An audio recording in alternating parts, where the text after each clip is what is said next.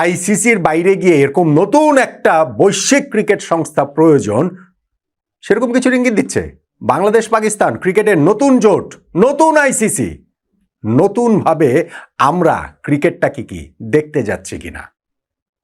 পাকিস্তানের প্রধানমন্ত্রী শাহবাজ শরীফ তার ক্যাবিনেট মিটিংয়ে জানিয়েছেন যে বাংলাদেশের জন্য টি-20 বিশ্বকাপে ভারতের বিপক্ষে ম্যাচ তারা বয়কটের সিদ্ধান্ত নিয়েছে। সেইটার জবাব দিতে গিয়ে গদগদ হয়ে আমাদের যুব ক্রীড়া মন্ত্রণালয়ের উপদেষ্টা ডক্টর আসিফ নজরুল, ধন্যবাদ পাকিস্তান, নিজের ফেসবুকে এই লেখাটাও লিখে দিয়েছেন। পাকিস্তানের ক্যাপ্টেন অফিসিয়াল প্রেস কনফারেন্সে সালমান আলী আগা তিনি জানাচ্ছেন যে বাংলাদেশিরা আমাদের ভাই, পাকিস্তানের পাশে যে তারা রয়েছে এই জন্য আমরা ভীষণ কৃতজ্ঞ। এই সব কিছু কিসের ইঙ্গিত দিচ্ছে? এই যে দুদিন আগে পাকিস্তানের প্রতিরক্ষামন্ত্রী যে বললেন আইসিসির বাইরে গিয়ে এরকম নতুন একটা বৈশ্বিক ক্রিকেট সংস্থা প্রয়োজন, সেরকম কিছু ইঙ্গিত দিচ্ছে। বাংলাদেশ পাকিস্তান ক্রিকেটের নতুন জোট, নতুন আইসিসি, নতুনভাবে আমরা ক্রিকেটটাকে কি দেখতে যাচ্ছি কিনা। বিষয়টা সেইখানটাতে নয়, কিন্তু আমাদের এইখানে যে গদগদ অবস্থা আমরা দেখতে পাচ্ছি, পাকিস্তান এবং বাংলাদেশের নতুন যে মিত্র শক্তি দেখতে পাচ্ছি, নতুন যে অক্ষর শক্তি দেখতে পাচ্ছি, সেই জায়গাটাতে আবার মনে হচ্ছে যে রাজনীতি সবকিছু ডমিনেট করছে। যদিও পাকিস্তানের প্রধানমন্ত্রী বলেছেন যে স্পোর্টসের মধ্যে কোনো রাজনীতি থাকার উচিত না, কিন্তু আমি দেখতে পাচ্ছি যে এই পুরো ইস্যুটাতে 0% ক্রিকেট, 100% রাজনীতি চলছে। এবং সেই রাজনীতি অলরেডি আমাদেরকে একটা টি-20 বিশ্বকাপ খেলা থেকে বঞ্চিত করেছে। আর পাকিস্তানের সঙ্গে যদি আমরা সেই জোট বাঁধি তাহলে যে আমাদেরকে আরো কত দূর নিয়ে যাবে এই জিনিসটা, সেই আশঙ্কার জায়গাটা কিন্তু প্রবলভাবেই থেকে যাচ্ছে। আজকে একটা প্রেস মিট হয়েছে। আইসিসি টি-20 ওয়ার্ল্ড কাপে অংশগ্রহণকারী যে 20টা দল রয়েছে সেই 20টা দলের সব ক্যাপ্টেনদের সহ একটা ছবি আমি নট অন্য মানে পেজটাতেও আমি দিয়েছি ফেসবুক পেজে। সেইখানটা তো অনেকে যে কমেন্ট করেছেন তাতে মনে হয়েছে, মানে আমি ছবিটার ক্যাপশন দিয়েছি যে এখানে লিটন দাসও থাকতে পারতেন।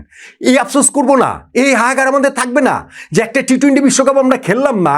একজন ক্রীড়াপ্রেমী হিসেবে সেই হাহাকার কার মধ্যে না থাকবে আমাকে একটু বলেন তো দেখি। ওইসব ফালতু কথা ভাই বললেন না তো, দেশ আগে নাকি স্পোর্টস আগে, বাংলাদেশ আগে নাকি ক্রিকেট আগে, এইসব কথাবার্তা যারা বলেন তাদের উদ্দেশ্যই সন্দেহজনক। তারাই হচ্ছে গিয়ে বিশেষ একটা গোষ্ঠীর পারপাস সার্ভ করার জন্য এগুলো করছেন। তারাই, তাদের জন্যই এই আমাদের সরকার, পাকিস্তানের সরকার এই রাজনৈতিক খেলাটা ভারত সরকার অবশ্যই শুরু করেছে, মুস্তাফিজকে বাদ দেয়, ওইটা নিয়ে কোনো ডাউট নাই। কিন্তু এর পরবর্তী সময় যেটা হচ্ছে, আমাদের 12ই ফেব্রুয়ারি যে ন্যাশনাল ইলেকশন, সেইটাকে সামনে রেখে নির্দিষ্ট একটা গোষ্ঠীর পারপাস সার্ভ করার মতো অনেকেই দেখছি আমি। বাংলাদেশে ওই ক্যাপ্টেন্স ফটোটাতে লিটন দাস থাকতে পারতো, বাংলাদেশের ক্যাপ্টেন। এইখানে আপনারা কেউ যেসব কমেন্টস লিখেছেন তাতে করেই ভাই আসলে স্পষ্ট হয়ে যায় ক্রিকেটটা আপনাদের কোনো অগ্রাধিকারে নাই, দেশপ্রেমটাও আপনাদের অগ্রাধিকারে নাই। আপনারা ক্রিকেটও ভালোবাসেন না, আপনারা দেশপ্রেমও ভালোবাসেন না। যারা ওই মনোভাবের, তারা ক্রিকেটটাকেও শেষ করতে চান, তারা দেশটাকেও শেষ করতে চান। 12ই ফেব্রুয়ারি হওয়ার পরে করেন, এখনো তো হয় নাই, নির্বাচনটা হোক তারপরে করেন। তার আগ পর্যন্ত অন্তত পক্ষে আমাদের ক্রিকেট বোর্ড কোনো কিছু ওইরকম করেন না। ওই যে ওইখানটাতে যেখানে ধরেন ভারতের ক্যাপ্টেন সূর্য কুমার যাদবকে জিজ্ঞেস করা হয়েছে যে পাকিস্তানের সঙ্গে ম্যাচটা যাবে না, সূর্য বলেছেন যে আমাদের ফিক্সার দেওয়া হয়েছে এবং আমরা সেই অনুযায়ী যাব খেলতে, শ্রীলঙ্কাতে যাব, কলম্বোতে যাব, মাঠে উপস্থিত থাকবো, আমাদের প্রিপারেশন ওইরকমই থাকবে। অ্যান্ড ডিসিশন তো আমাদের সাইড থেকে আসে নাই, এসেছে অন্য সাইড থেকে। তারা যদি না খেলতে আসে সেটা তাদের ডিসিশন, কিন্তু আমরা আমাদের সেই প্রস্তুতি জায়গাটা পুরোপুরি রাখবো।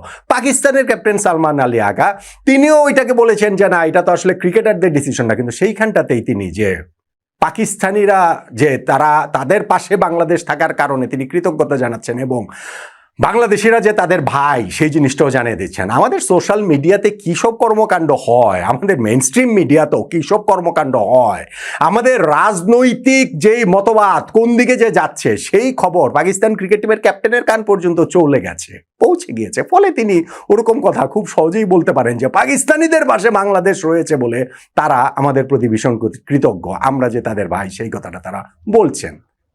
এখন পাকিস্তানের এই জায়গাটা থেকে আমরা কি নতুন আইসিসি তৈরি করব? পাকিস্তান যদি বেরিয়ে যায় সেইখানটা থেকে আমরা পাকিস্তানের সঙ্গে সঙ্গত দিব যে না ঠিক আছে আমরাও আছি পাকিস্তানের সঙ্গে? এখন দেওয়াটা জরুরি এবং এরকম কোনো ঘোষণাও চলে আসতে পারে কিন্তু 12ই ফেব্রুয়ারির আগে।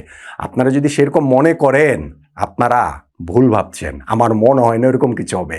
পাকিস্তান জাস্ট হচ্ছে কি আমাদের নাচাচ্ছে, পাকিস্তান জাস্ট আমাদেরকে খেলাচ্ছে, আমাদের দেশটাকেও খেলাচ্ছে, আমাদের ক্রিকেটটাকেও খেলাচ্ছে। 12ই ফেব্রুয়ারি নির্বাচনের তারা যাদেরকে পৃষ্ঠপোষক করে ক্ষমতায় আনতে চায় তারা যদি ক্ষমতায় আসে তাহলে তো হয়ে গেল, তাদের উদ্দেশ্য সফল।